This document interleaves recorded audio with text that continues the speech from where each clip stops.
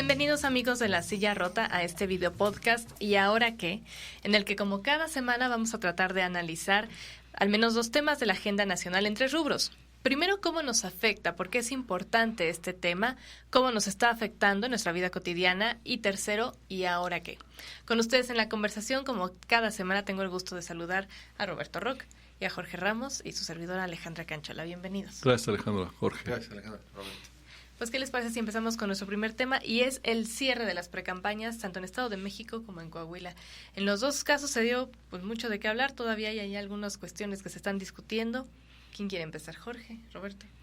Bueno, primero hay que subrayar que la legislación electoral hace cosas muy raras, ¿no?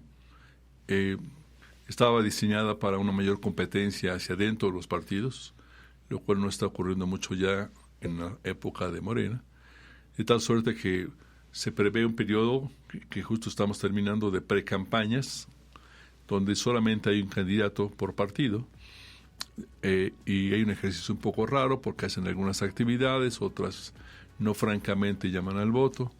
Luego entra en un interregno de un par de meses, Jorge, Alejandra, donde no sabe exactamente qué va a pasar. Creo que no pueden hacer ningún evento público, creo que pueden dar algunas entrevistas pero sin pedir el voto, un poco raro.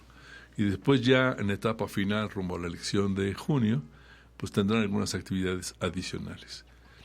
Creo que como saque, digamos, yo diría que es el efecto, digamos, de una ley que habría que revisar.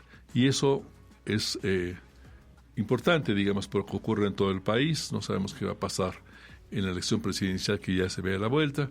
Entonces tenemos una ley que tiene esos bemoles, que a lo mejor podría tener una previsión de qué pasa si no hay precampañas hacia dentro de los partidos, y que, sin embargo, así es como está la ley, no parecería sensato, y vamos a ir al otro tema, no parecería sensato que a estas alturas del partido, casi en vísperas del arranque del calendario electoral para el 2024, le metamos mano a una ley que cuando la abramos, pues puede ser como la caja de Pandora, y que acabe mal el numerito. Jorge. Sí, bueno, efectivamente las precampañas concluyeron hacia este fin de semana pasado en ambos estados. Sí, de esas cosas rarísimas de la ley electoral, donde hay, escuchamos spots, ¿no? En radio, en tele, pero claramente te dicen, si usted no es militante de Morena, ni lo escuche. Tápese los oídos. Tápese los oídos, porque esto es para militantes de Morena, lo cual es absurdo. Lo escuchamos todos, ¿no? Sí. Sean de uno u otro color. Imagínate que hubiera un mensaje del PES, ¿no? Que si usted es uno de los 8 militantes del PES, esto es para usted. Sí, una cosa así tan absurda, ¿no? Y luego abrir este espacio de donde no hay nada. Y además el asunto, a ver, estos partidos que ahorita se están disputando ya estas 2 gubernaturas, y el año que entra será la presidencial y otra decena de gubernaturas, son los mismos partidos que definieron estas reglas, en donde lo que buscaban era que hubiera contienda interna. La verdad es que no la ha habido en prácticamente ninguno de los casos, ni en la oposición, ni en el partido en el poder, que básicamente fue el que fue empujando parte del tema, ¿no? Entonces, se me hace un poco ocioso, ¿no? Este tema de las precampañas, y luego un poco más, casi 2 meses. Pero tú dices bien, el problema no será que los partidos le han apostado nuevamente, como ocurría muy en el pasado, a la componente interna, al acuerdo en lo oscurito, y no decir, a ver, queden 10, siempre y cuando se sometan a estas bases, digamos que tengan cierto número de adiciones o otras características, pues éntrale 4 o 5. Llegó a ocurrir eso en alguna época. Ahora tanto el Morena con sus partidos en el otro lado de la acera prefieren amarres internos, el modelo de las encuestas Morena, los otros pues, ponerse de acuerdo y pactar algunas cosas en lo oscurito, y el resultado es que es una menor vida democrática hacia el interior de los partidos, ¿no? Totalmente, y no sé, Alejandra, tú cómo veas, pero yo creo que eso, ¿cómo nos afecta? Pues nos afecta en eso, a todos como ciudadanos y también a los militantes, porque los militantes se quedan sin una herramienta que utilizar, y al final de cuentas, pues todo es a partir de los acuerdos en las cúpulas, ¿no? Que se supone que eso ya no iba a ocurrir, pero si nos fijamos en las tendencias, por ejemplo, de la presidencial, por ejemplo, en el caso de Morena, pues ya todo parece como muy cantado. De todas maneras, harán encuestas. Yo creo que ahorita, precisamente a nivel nacional, Morena está en la precampaña, ¿no? Está en este jaloneo de a ver quién convence a quién, a ver a qué acuerdo pueden llegar. Pero ni es precampaña. Pero ni siquiera es época de después. Precampaña, claro. Pero creo que el ejercicio más parecido a lo que conocemos, o sea, debería llamarse la precampaña, es esto que está haciendo Morena. Eso es como ante precampaña, alguna cosa así. Alguna ¿no? cosa así, sí. Exactamente. Pero como bien decía Roberto ahorita, en realidad el tema de la precampaña pues ya se fue al vacío, ¿no? Ya quedó en un acuerdo. Al final, precisamente yo creo que va a pasar lo mismo con Morena a nivel nacional. Ahorita es la precampaña, que no se llama precampaña, es una pre-pre-precampaña, y al final va a llegarse a un acuerdo, o que más bien va a ser la decisión que tome Andrés Manuel López Obrador. Pareciera que forma parte de lo que está pasando con los partidos. Entidades que entusiasman poco, ¿no? Morena entusiasma porque representa el oficialismo, digamos, porque es una alternativa de poder en principio más viable, o una garantía de chamba, ¿no? Llama la atención por lo novedoso, porque está sobre los hombros del presidente López Obrador, pero en general no se comporta como un partido político, se comporta como el viejo PRI, que era una extensión del poder presidencial, ¿no? O del poder en el gobierno, haciendo la talacha que el presidente les encargaba. Pero en todo el mundo el sistema de partidos es una debilidad muy importante. Eso está abriendo el paso a la aparición de candidatos de agrupaciones que nacieron un mes antes, ¿no? Con muy poca base social, que puede ser electo incluso no sé, un locutor, un artista, un deportista famoso, etcétera, y porque la gente le está dando la espalda a los partidos. Casi en toda la región latinoamericana los viejos partidos históricos se han extinguido. Tal vez con la diferencia de México y de Chile, que tienen sistemas de partidos muy sólidos, ¿no? Muy tradicionales, pero si ustedes asoman a otras naciones, van a encontrar que las formaciones son con Bolsonaro, con quien ustedes digan, son muy recientes y muy coyunturales. Ojalá no nos pase eso, porque, como decía un académico, si no hubiera partidos, habría que inventarlos. Así es el mal menor. Bueno, Guatemala acaba de tener un actor de presidente. Estados Unidos pues ha tenido actor de presidente. Sí. Ronald Reagan, ¿no? Por ejemplo. El Salvador hay un influencer, ¿no? El Salvador un influencer. Bolsonaro era el mismo perfil. En Perú también es una formación nueva. En Colombia estamos en un problema, los partidos y también los ciudadanos. Así es. Y bueno, justamente ya, ¿qué seguiría, no? ¿Qué seguiría? Sí, ahora. En el caso de las precampañas que cerraron, insisto, este fin de semana, yo creo que en ambos casos la cosa no está fácil para nadie, no está cantado ya que alguien pueda llevarse el triunfo en estos estados. Va a estar muy reñida la pelea, no sé ustedes cómo lo vean, pero salvo este mes y medio que van a estar escondidos, dando entrevistas en donde hablen pero sin llamar a votar, a esa cosa extraña que sin decirse incluso candidatos, sin decirse candidatos, porque no lo son. Y luego tendrán ya las campañas que serán hacia abril y mayo, para culminar la elección el junio. Pues yo creo que todas las cartas no están echadas. No sé ustedes cómo ven. Roberto, ¿cómo yo creo que lo importante del Estado de México en particular no está en el Estado de México. Sí es un estado muy importante, el más poblado del país, el que posee en consecuencia el padrón electoral más grande, ¿no? Es un estado clave para lo que vaya a ocurrir, no solamente en la elección presidencial. Siempre se le dijo que era un laboratorio político por su cercanía con la elección presidencial, y creo que ahora lo va a justificar mucho más. También va a tener mucha influencia en lo que ocurra con la Ciudad de México. Si Delfina Gómez gana la gubernatura del Estado de México, seguramente eso ayudará mucho a Morena en la capital del país, e incluso puede envalentonar al presidente López Obrador para decir, bueno, si yo logré que Delfina ganara en el Estado de México, en la Ciudad de México puedo hacer cualquier cosa. puedo poner a mi comadre o puedo poner a alguien que no sea tan popular, ¿no? Si pierde en contrasentido, si pierde Morena la gubernatura del Estado de México, la percepción sobre qué puede pasar en el 2024 va a ser diferente, y también en la Ciudad de México. A contrapelo, Alejandra del Moral es una candidata con el ADN del PRI, ¿no?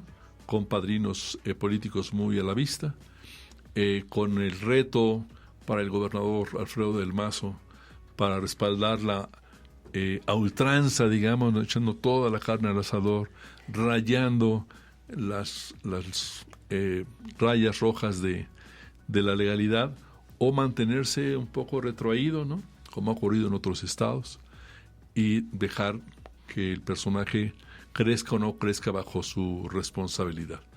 Es uno de los enigmas que va a ocurrir con esa fórmula, con esa candidatura, que tuvo un apoyo tanto del PAN como del PRD, un poco controvertido. El PAN no estaba tan convencido, ¿no? Tenía un candidato pues, más o menos presentable, en Enrique Vargas, pero finalmente cedió, a cambio de que, según esto, se le permitiera al PAN decidir por sí mismo la candidatura de esa misma alianza, PAN, PRI, PRD, en la Ciudad de México, y dicen que también en la elección presidencial. Sí, llevar manos, sí. Yo quiero ver, porque no estamos frente a un PRI, no digo en el Estado de México, sino en el país, en el que se le pueda creer su palabra. Estamos hablando de Alito Moreno, ¿no? Que yo no es que no le encomendaría una decisión política o no le encargaría a mis hijos, ¿no? No le prestaría un peso pensando que me lo va a pagar, ¿no? Ni los priistas se lo prestan, y ya es mucho. Entonces, bueno, señor Chan como que ya lo perdonó. Y justo me refiero a él porque él mismo dijo, es que a Alejandro Moreno no se le puede creer su palabra, es el primero en violarla. Sí. Y si hacia adentro no le cree nadie, yo creo que los periodistas están haciendo una definición muy pragmática, Jorge, de que este señor se va a quedar ahí, con estas mulas hay que dar, perdón por las mulas, que no se vayan a ofender, pero habrá que ver si realmente el PAN puede o no poner un candidato, digamos, bajo su mirada, bajo su percepción, en ambas plazas. Es una elección muy importante. Nos falta Coahuila, pero Jorge, Alejandra, si quieres agotamos el Estado de México. El Estado de México yo lo agotaría ahí y me iría a Coahuila, en donde... Perdóname, nos falta el Iqué, ¿no? ¿Y ahora qué? ¿Y ahora qué? ¿Y ahora qué puede pasar? Y los escenarios es... O sea, a lo mejor es muy prematuro para decir que si tú le quieres entrar, vamos a tomar nota de ello. Pero va a ser una elección holgada, o va a estar muy apretada. Muy apretada. Tú lo ves muy apretado. Yo lo veo muy apretado. Sí, cosa rara, pero yo coincido contigo. Creo que va a estar muy apretada la elección entre ambas partes. Vamos con Coahuila. Pero la moneda sigue girando en el aire. Y en el caso de Coahuila, yo también creo que se le puede complicar al PRI las cosas que está teniendo de manera interna. Quizá, digamos, en lo local, Coahuila no gravite, digamos, todo lo que sucede alrededor, pero ojalá y no le afecte, ¿no? Todo lo que está pasando alrededor con Alito, con Osorio, en fin, una serie de cosas ahí que le pueden complicar.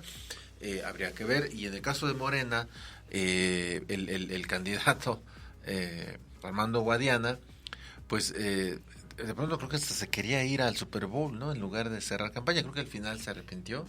Y se quedó. La tentación era mucha. La tentación era mucha. Yo lo había pensado 2 veces también. La tentación era mucha, pero quizá reflejaba algo, ¿no? Pero bueno, yo creo que está complicándose la cosa ya. Sí.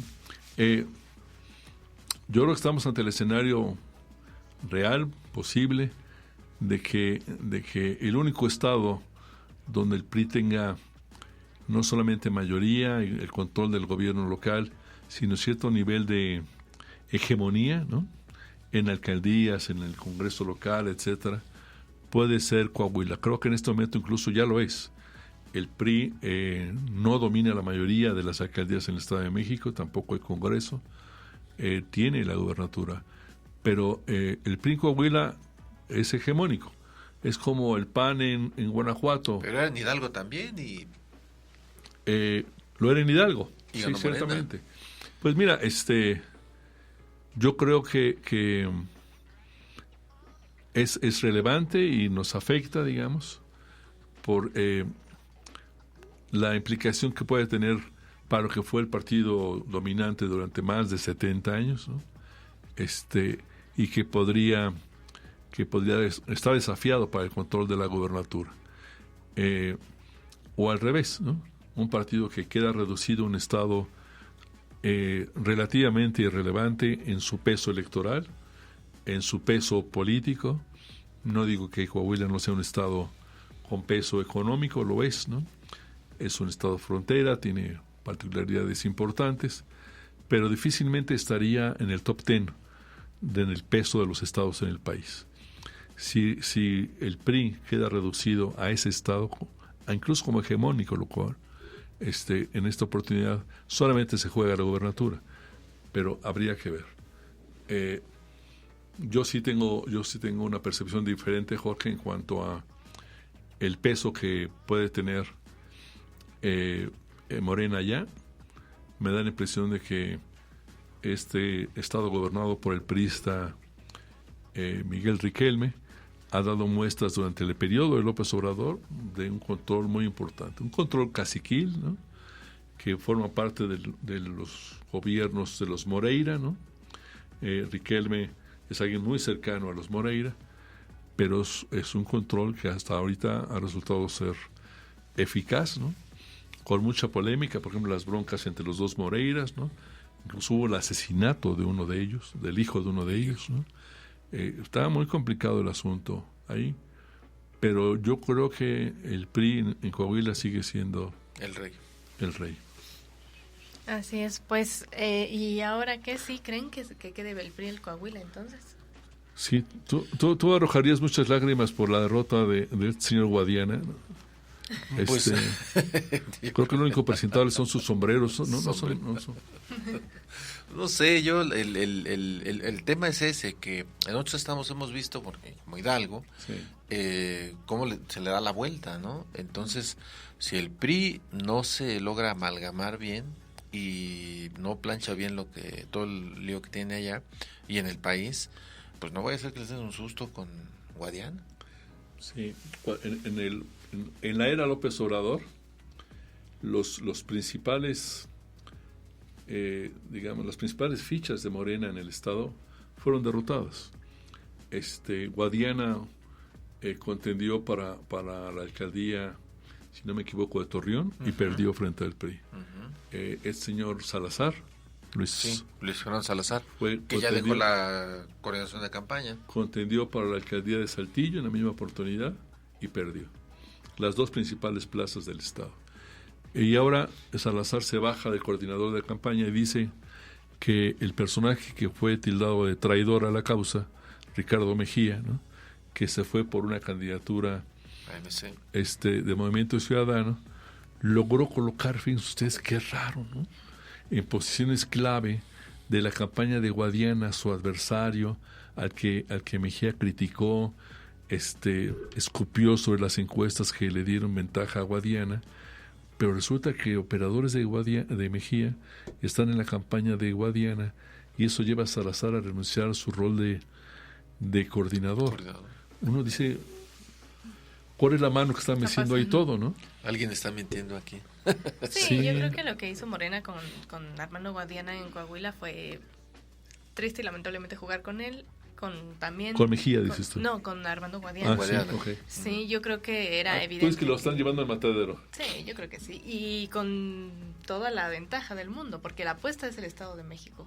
O sea, yo lo veo así. Para Morena la apuesta es el Estado de México. ¿Pero tú crees que es una fórmula que supone una concesión, una transacción con el PRI o no necesariamente? No, yo creo que no necesariamente. Simplemente es ahorita no me interesa Coahuila. No me interesa estado. No gasto mi pólvora en infiernitos. Exactamente. Yo creo que es esa la estrategia de Morena. También lo ve perdido por la hegemonía que todavía tiene el PRI ahí. Entonces piensa, ¿para qué doy esta batalla que además no me va a traer mayores ganancias? Como Pero explíqueme qué pasó con Mejía, porque Mejía tiene antecedentes priistas. Uh-huh. Había incorporado a su pre-campaña algunos de estos operadores. Y creo que mi hipótesis es que Riquelme fue a por él, como dicen los españoles, ¿no? Y llegó a un acuerdo con él para que se postulara en una candidatura que a quien le va a quitar votos es a Guadiana. Así es. Sin embargo, cuando me dicen que Mejía colocó a sus operadores en la campaña de Guadiana, dije, bueno, a lo mejor el acuerdo fue con el presidente López Obrador. ¿En favor de Guadiana? No, porque le va a quitar votos. ¿En favor de Mejía? Pues tal vez. Pero ¿en favor de quién en especial? Pues del PRI. Eso sí es perversión. Sí. Eso sí es perversión. Así se llevan. Entonces, pues a ver, ni modo. Si esto sucede así, el año que entra Armando Guadiana estará feliz comiendo guacamole en el Super Bowl. Pero, Laura, ¿tú qué piensas? Ahí sí tal vez podemos tener una apuesta de quién va a ganar. ¿Quién va a ganar?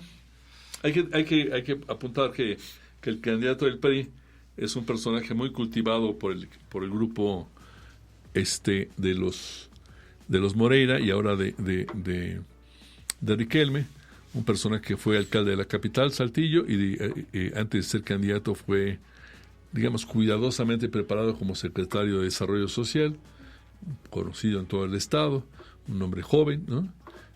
Más de aspecto urbano, mientras que Guadiana es un personaje como del norte profundo coahuilense, pero así están las fórmulas. Pero con gustos muy fifís en el Super Bowl, ¿no? Bueno, cualquiera va al Super Bowl. No, imagínate. No, yo creo que sí, el candidato del PRI tiene más posibilidades, pero yo pondría, digamos, hielitos de que no les vayan a dar un susto. Ya. Sí, no, yo podría apostar, digamos, pero mi impresión es de que puede ser contendida, digamos, la elección, pero que al final del día va a ganar este candidato del PRI, Manuel Jiménez. Muy bien, pues ¿qué les parece si pasamos a nuestro segundo tema? Pasemos. Muy bien. Y es el Plan B en el Senado de la República, que ya esta semana queda precisamente aprobado. Se espera que quede aprobado la parte que quedó pendiente. Y como ven, ¿qué va ya a pasar con el Plan B? ¿Se va a ir o no se va a ir? Tú nos decías, Jorge, hace rato algo muy interesante sobre el Plan B. Pues, a ver, está pendiente el tema de la vida eterna a los partidos, ¿no? Que le pueda transferir votos para que puedan existir. Esto que el propio López Obrador impugnó sigue en la iniciativa, ¿no? Es correcto, sí. Por más que lo impugnen, ahí sigue el dicho. Sigue, así es. Lo cual me hace dudar de su enojo, ¿no? Frente a ese planteamiento. Yo creo que públicamente dice que no le agrada, pero por abajo dice, no, métanlo y hasta donde tope. Pero bueno, ahí el asunto es interesante porque, a ver, se está hablando de ciertos plazos, ¿no? Que se tienen que aprobar. Más allá del 1 de junio no puede haber ninguna reforma electoral porque si no sería inaplicable para las elecciones para el 24. Entonces, lo que se está planteando es que se apruebe, digamos, hacia finales del periodo, que sería en abril, de tal manera que el presidente de la República pudiera no publicar para que no entre en función, en vigor, perdón, la reforma y acercarse, digamos, hacia la fecha fatal que es el 1 de junio, de tal manera que se impida que pudiera ser impugnada en la Corte. Yo la verdad es que tengo mis dudas de que esa pueda ser una estrategia, porque si algún juez o incluso llegara a la Corte y la Corte dijera, saben que esto sí es a todas luces inconstitucional y como ya no pueden hacer reformas, entonces regrésense al estado en el que estaban. El punto que movieron, regrésenlo al estado en el que tenían. Y ya no pueden hacer más reformas porque ustedes solitos se ahorcaron al delimitar, ¿no? Plazos para hacer reformas que pudieran ser aplicables en determinada elección. Yo tengo mis dudas de que vayan a hacer eso, la verdad. Yo tengo la impresión de que se van a ir para adelante, que lo van a empujar y que al final la Corte va a terminar tirando esas reformas. Y lo único que se va a hacer es un jaloneo de aquí hasta que eso ocurra. Que yo puedo pensar, y a lo mejor me adelanto en el asunto, que a eso es a lo que le están apostando. a que sea una pelotita para que estemos ahí jaloneando todo el mundo y al final terminen en el mismo punto en el que estaban. No va a caminar. Obviamente es un tema relevante, obviamente si nos preguntamos cómo es este ejercicio, en qué nos afecta, da cuenta de que la aprobación de la ley y su promulgación por parte del presidente, su publicación, transformaría al INE como lo conocemos en una entidad mucho más chica, con presupuesto mucho más limitado, con capacidades de supervisión sobre el proceso electoral también más restringidos. Por supuesto que nos afecta del todo. Este escenario de que se especule con los tiempos, Jorge, yo no le encuentro, a lo mejor lo entiendo mal, pero no le encuentro viabilidad porque aunque se esperaran al último día, la última hora antes de la fecha fatal para hacer una reforma, pues eso no quiere decir que una impugnación no procediera. Se impugna el proceso legislativo, seguramente si le aprueban, y se va a impugnar la publicación de la ley. Yo hace algunos días, incluso en esta charla previa a este arranque, tenía la percepción de que el presidente podía sacar adelante la reforma. Veo a un Ricardo Monreal más abierto, digamos, a concederle a Palacio algunos favores, ¿no? Pero creo que el riesgo de un fracaso legislativo sería incluso menor del impacto político que supondría un fracaso en la Corte, digamos, en el poder judicial. Conociendo a López Obrador, creo que es capaz de ir hasta el final, pase lo que pase, y sacarla con ganzúas, ¿no? Pero oyéndolos, creo que a lo mejor no está dispuesto a pagar un costo tan alto, especialmente cuando la Corte le está mandando señales de, ¿sabes qué? Lo más probable es que te le eche para atrás y con eso me legitime. Habrá que ver. ¿Cómo nos afecta tema? Yo creo que esto que comentaba Jorge también lo veo poco viable, como dice Roberto, pero tal vez por otras razones. Creo que el espíritu del Plan B y, bueno, de la reforma constitucional que promovieron primero López Obrador es pegarle al INE. Y eso al final va a terminar sucediendo. Más que llegar o no a la elección con esta nueva legislación, ¿no? Creo que eso no le interesa tanto a López Obrador, le interesa más bien pegarle al INE. Y estamos previendo algunos incluso que el nombramiento de estos nuevos 4 consejeros que se van a elegir próximamente en la Cámara de Diputados igual se vaya pateando el bote, ¿no? Creo que esa es la estrategia más de Morena y de López Obrador. Yo creo que el plan B pasa esta semana sin mayor problema. Yo creo que queda esta semana sin mayor problema, igual y se va a la Corte, le impugnan, lo que sea. El asunto es tener al INE en un stand-by. 2 contra 1, ¿verdad? En un stand-by de no tener manos para actuar, ¿no? Creo que eso es lo que... Nos pusimos de acuerdo. Está bien. Creo que eso va a pasar. Pero tú dices, el otro escenario es, si se aprueba, ¿lo tira a la Corte o no lo tira a la Corte? Yo creo que sí lo tira a la Corte, pero ahorita no. ¿Ahorita no? O sea, ahorita... En el plazo inmediato, en el plazo inmediato de este año. Ajá, yo creo que este año no. Tendría que... No, ya para qué. Pero ya para qué. Pues quién sabe, o sea, la Corte, yo insisto, sí les puede decir, ¿saben qué, señores? Lo que ustedes hicieron es una basura. En cualquier momento. Ahora, hay que tener en cuenta, se ha venido publicando que no es solamente la controversia presentada por el INE, anunciada con toda apertura por Lorenzo Córdoba, sino que se han ido acumulando anuncios de posibles controversias, amparos, etcétera, ¿no?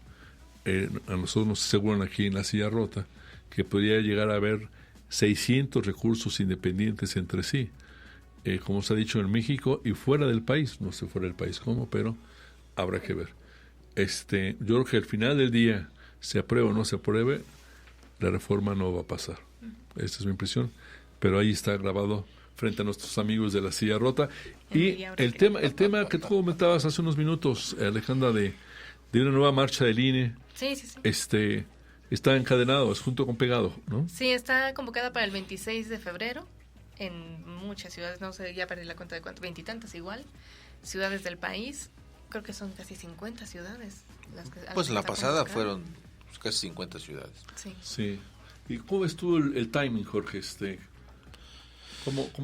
¿Qué te despierta esa nueva convocatoria? La verdad es que yo creo que la marcha pasada, la de noviembre, sí logró un objetivo, ¿no? Logró un objetivo, lograron poner un frenón inicial, ¿no? A lo que traía el presidente de la República y obligó pues a tener el plan B, ¿no? Ahora pareciera que el fin podría ser ese, ¿no? O sea, frenar totalmente la intentona, el plan B, para salvar al INE de todo lo que están planeando en esa reforma. Yo tengo mis dudas de que tenga el mismo impacto, la misma fuerza. Incluso se habla de algunos jaloneos en la organización de los que participan en la confección de esta movilización.